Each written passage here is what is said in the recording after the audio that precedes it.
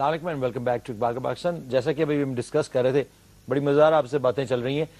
جو پاکستان کی جو کرنٹ افیئر ہے اس وقت, جو پاکستان میں تو نہ اسلامک لا ہے, نہ انگریزوں کا, نہ ویسٹرن, نہ زائنسٹ, یعنی کہ کوئی بھی اگر لا آپ کہہ لیں, جو پاکستان کی جو عدالتیں ہیں وہ ایک مذاق بن چکی ہیں. ابھی لائرز کی ایک پوری موومنٹ ہوئی, انہوں نے کہا جی ہم نے چیف جسٹس کو چھڑوا لیا اور بنا دیا, اور یہ اور بہت سارے ججز بھی میرے پاس آئے, ہمارے کچھ جاننے والے دوست لوگ احباب بھی ہیں, انہوں نے کہا کہ آپ نے ہمیں مبارکباد نہیں دی. میں نے آپ سے شاید پہلے بھی یہ بات کی ہے, تو میں نے ان سے پوچھا کس بات کی مبارکباد, کہ ہم نے یہ جنگ جیت لی.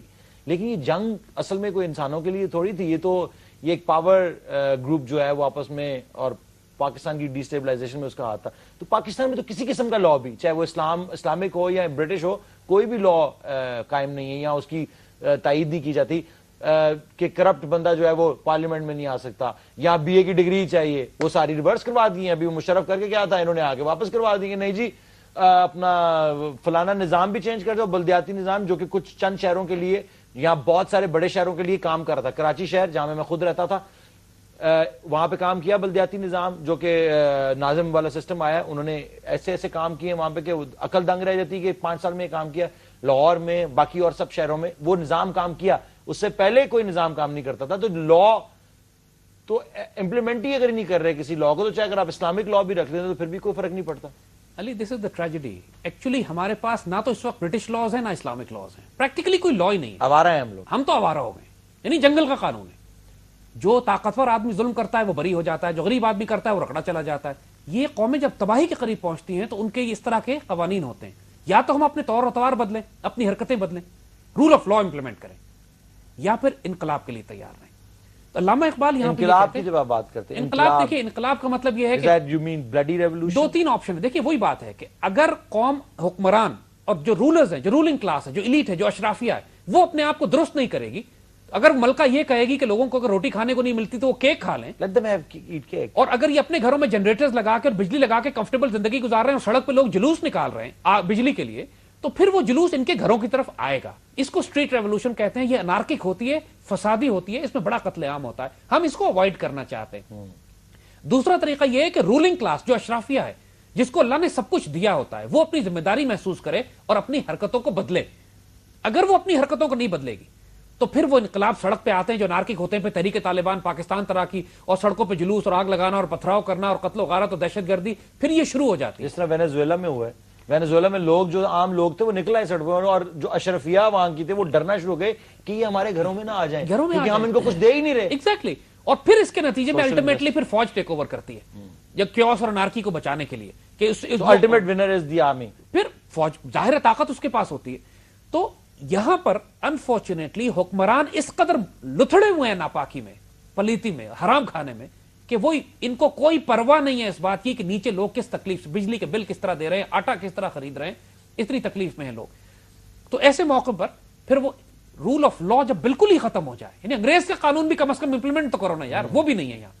تو اقبال اس معاملے پہ کیا کہتے ہیں, کہتے ہیں کہ جب ملت کا نظام قانون کے بغیر قائم نہیں ہو سکتا, جب کوئی تم ریاست یا کوئی اسٹیٹ قائم کرتے ہو, قانون کے بغیر وہ نہیں ہوتی.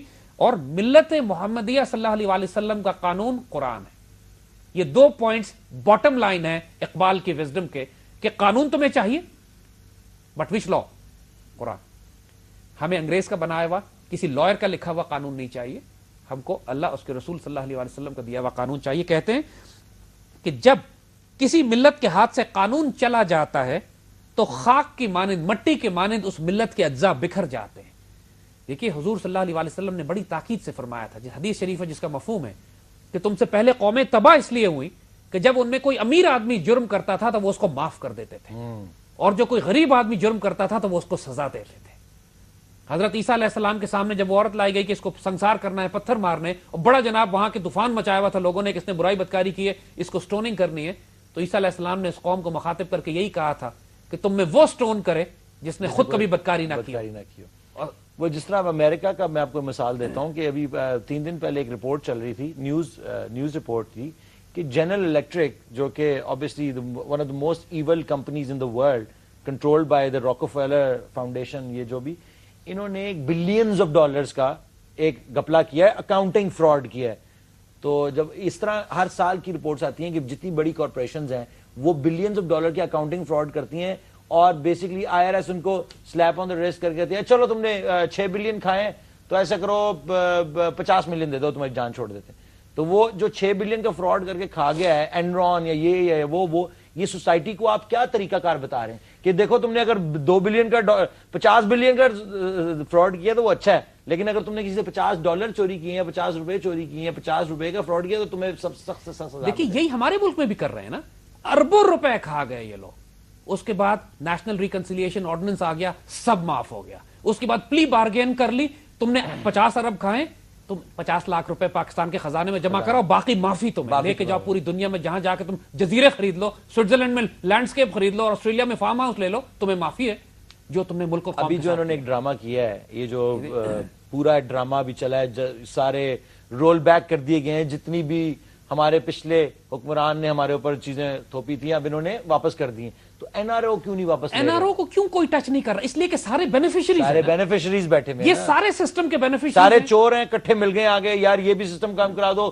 BA کی ڈگری بھی ختم کرا دو, یہ بھی کرا دو, تاکہ ہمارا رول آف لا جیسے 60 سال سے چل رہا تھا دوبارہ ویسے کنٹینیو ہو جائے. اب یہ بالکل حضور کی اس حدیث کے مطابق ہے کہ تم میں کوئی طاقتور آدمی جب حرام کام کرتا ہے اور ظلم کرتا ہے, جرم کرتا ہے, تو اس کو معاف کر دیا جاتا ہے. جب غریب اور مسکین کرتا ہے اس کو سزا لگاتے ہیں. یہ اللہ کی عذاب, اللہ کی پکڑ اور مار کا وقت ہوتا ہے. ان حکمرانوں کو ہوش میں آنا چاہیے. تو کیا ان کی وجہ سے ہمارے اوپر بھی عذاب آئے گا؟ کیونکہ ہم تو اس ظلم میں شامل نہیں ہیں.